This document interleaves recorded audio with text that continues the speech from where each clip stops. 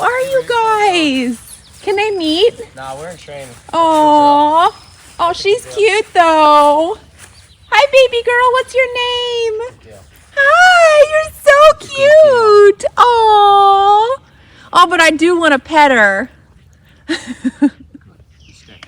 She's so cute.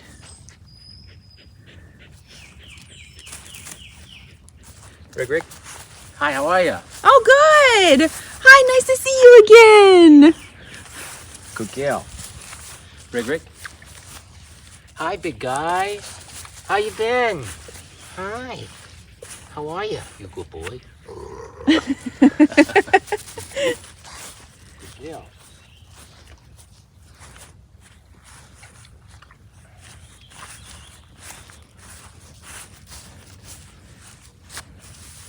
Good lesson for her. Extremely good lesson. We were talking about it in one of the videos about creating that belief that running up on strangers equals aversive, so that the dogs no longer desire doing it. It keeps us safe, first of all, keeps us respectful, but it also is it's just management for our own insanity. Because if you go to bring your dog for a walk, guess what's out there? People and dogs. So every time they see one, they want to run up to it. If you got it on a leash, it's going to pull you. If it's not on a leash, it's going to be a pain in the ass. So we're teaching them, one of the underlying rules is to don't go up on people or dogs. Just don't go up on them. That's the default. But if I've offered otherwise, if I say, okay, go say hi, that's different. But me personally, I'm not going to do that with strangers. Me personally, because I want my dog to know that when we're out, it's just me and you, and we're going to avoid the world because we got something to do. We got an adventure to go on. I'm not a very social guy, so I prefer to not have that interaction. So I don't want my dogs to think that it's on the table. If the dog thinks it's on the table, you might get some anxiety. So if the dog's used to sometimes saying hi, and sometimes, you all right there, Ricky? Sometimes you're telling them they can't say hi, is harder than just saying we never say hi. The simpler the rule, the easier it is to follow. That's exactly right, especially when there's a species barrier here. If she knows it's off the table, there's no anxiety about it, rather than sometimes we let people say hi and sometimes we don't. Yeah, and here's the other thing too. It's like, well, I want my dog to, we've heard everything. I want my dog to be social. I want my dog to have friends. I like the interaction or whatever.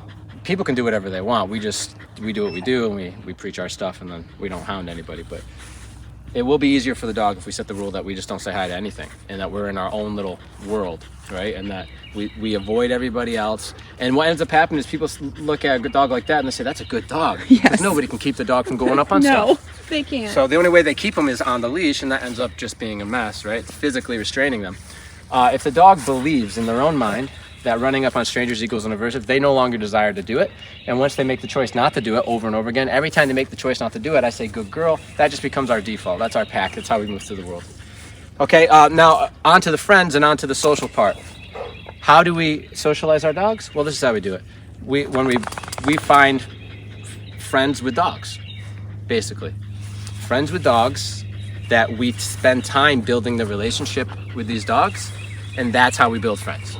We don't need to say hi to every stranger that walks down the road. In fact, I wanted to say hi to any. I mean, you can say hi, No. but don't physically stop and say hi. Now, you can physically stop and your dog stays here and you talk to the person and you talk to the dog. That's great, but the dog shouldn't believe that all these people and dogs are out there for them. She Okay. looks so calm. She's not whining. She's totally content because she 100% knows that the option is off the table to come say hi to me or Riggins. So And it's that not therefore, yes. calm. Yes, and it's not because it's not because I don't want her to. It's because when she did, there was an aversive. Yes. And then when she didn't, there was a reward. Yes. And now that's the belief that we're shaping with her. So this is what we do with our dogs, personal dogs. This is what we do with training dogs, because when we go through the world, you notice in our videos, the dogs are right there with us. It's because we've put them in situations where they chose to disengage from us, leave our pack entirely, like you've seen her, run across the field and go up on a stranger they don't know. Terrible habit. And you know what? It's natural response for a lot of dogs to go check things out, but it's reinforced by humans in the modern world. Humans reinforce it by rewarding it, right? Oh, sorry, she didn't mean it. And then we come over and what do? We're doing pads. I know. And stuff. We're talking to the other human, but we're just soothing our dog. I know. Which is just telling the dog, You just did everything perfect, and so they're gonna do it again tomorrow, and then the next day, a week down the road, you just got a response. The dog just sees something and it goes. Okay, so it's a problem, big problem that me and her were walking down here for 30 minutes before, just maybe even longer, maybe like 40 minutes. Nice morning walk, peaceful, didn't see a soul.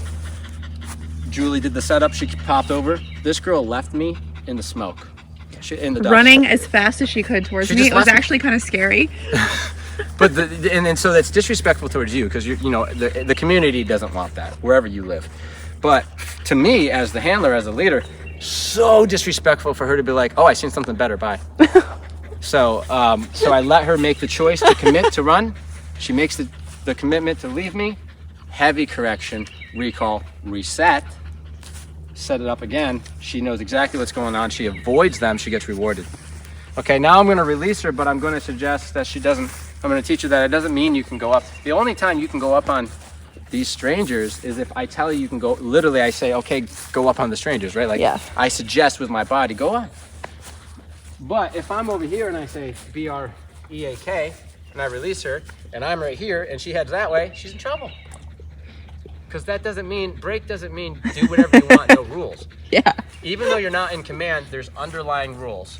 Carry a certain disposition towards your leader, which is one of listening. And follow the underlying rules. Don't go through thresholds. Don't go up on stranger dogs or stranger people. Don't chase wildlife. Don't get too far from me. All this stuff. Like, even though you're free, there's these underlying rules that we're sending to our dog. And it creates a dog, eventually, that is so easy to live with.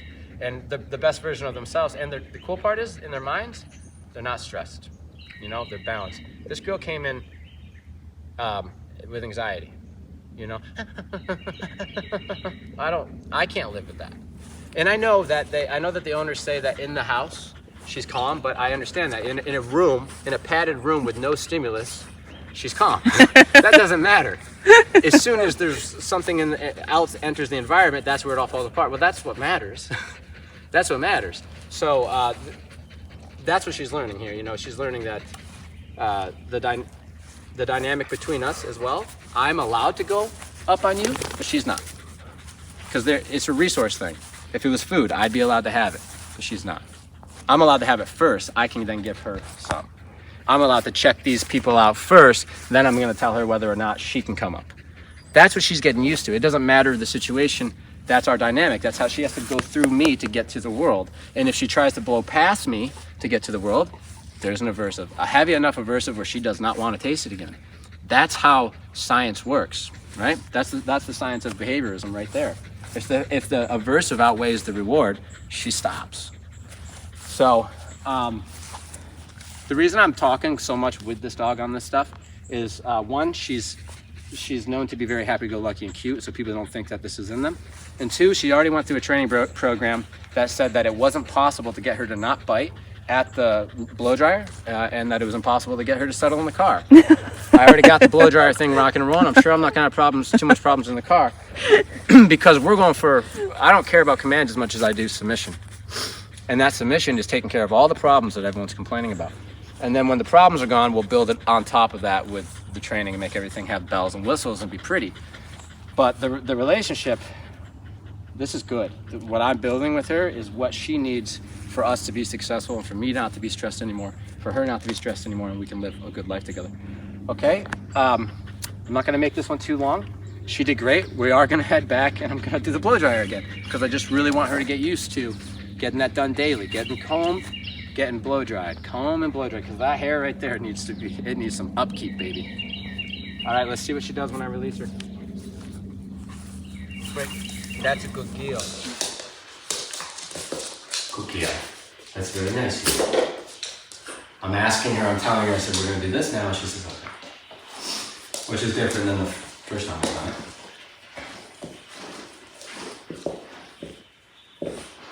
Had a nice hike.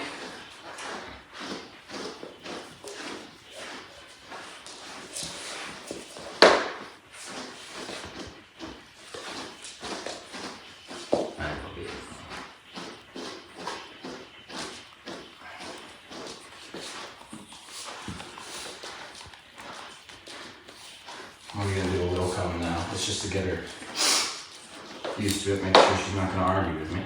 Give me a hard time.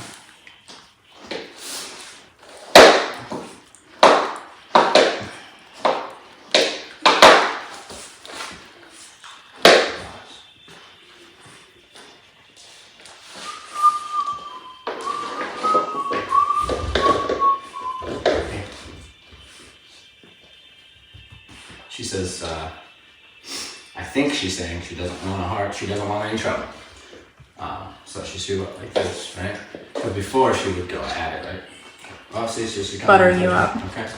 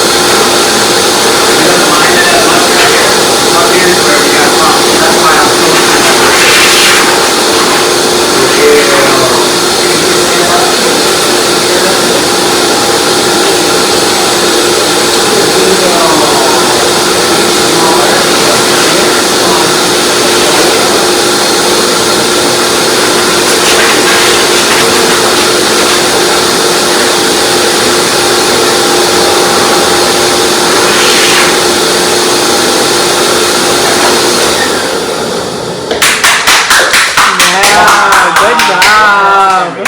Wow. Good job, honey. Okay. She's 4 years old, right? Okay. She didn't bite at that anymore, and I think as we go on, we're gonna be over. Her and I at least gonna be over. I'll transfer it to Julie and see how everything goes. This is what I want to say. That biting went away because we punished the biting. We went after the biting. If we go around the biting, we try to dodge the biting, we try to keep the dog from biting, we try to keep the dog successful, they will never be successful, okay? This dog bites when you make her uncomfortable with this, so I said I'm going after the bite. I'm going after the bite. Bite equals aversive, no bite equals a good girl. She's making her choices, she's choosing the path of least resistance. From being with a dog that's 4, going to a trainer and trainer saying there's no hope. Because she's going, ah! She looks vicious. She looks crazy. Underneath all that, there ain't nothing. You look her in the eyes like, what are you gonna do? Nothing. Okay, so she just needed to be around somebody who was just like, that ain't gonna work for me because it's nothing. Even if you did bite me, it's like, me versus her in the natural world, this is like the interesting way to think of it, is me and her on an island, you know, no other people in existence. And we have an argument, who's gonna win? No tools, no training. I'm gonna win. Now she understands that. Life's easy. She listens. So I mean, it sounds crude, but this is the natural world that we're talking about. We've taken animals from the natural world. We got to make sure we apply a natural way of interacting with them, which does include punishment, and it does include follow through, and it does include rewards. But I haven't used any physical rewards other than petting. I haven't used anything like food or toys or like, hey, if you let me do that, you'll get your favorite thing. It was just, if you bite at me for doing that, we're gonna have an issue. If you don't, I think you're a good girl, and that's it.